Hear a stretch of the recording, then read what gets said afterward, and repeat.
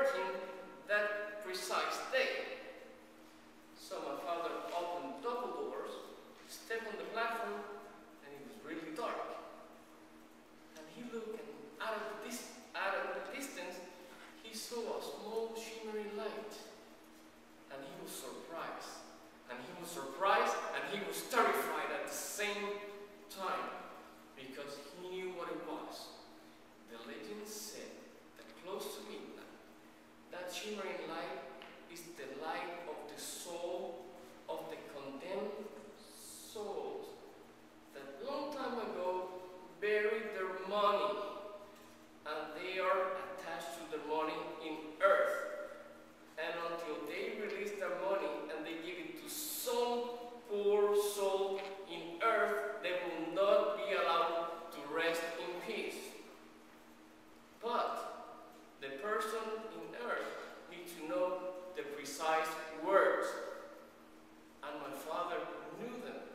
But my father was terrified, because he would not be talking to any ghost or condemned soul.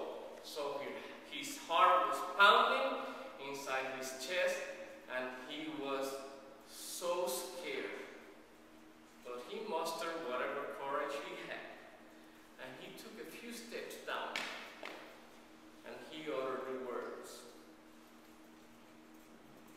"Give it to me," because those were the precise words. Legend said that when you say those words, the light will start dropping to the precise word where that person, while he was alive, buried the treasure. The treasure, what kind of treasure? Well, it could have been silver, it could have been jewelry, but in the past, most of the people used to bury gold in mason jars, because it was the best to do. You take a mason jar, put gold coins or pieces of gold, and bury it close to a rock or close to a tree for safekeeping. In that way, you will know where it is when you need it.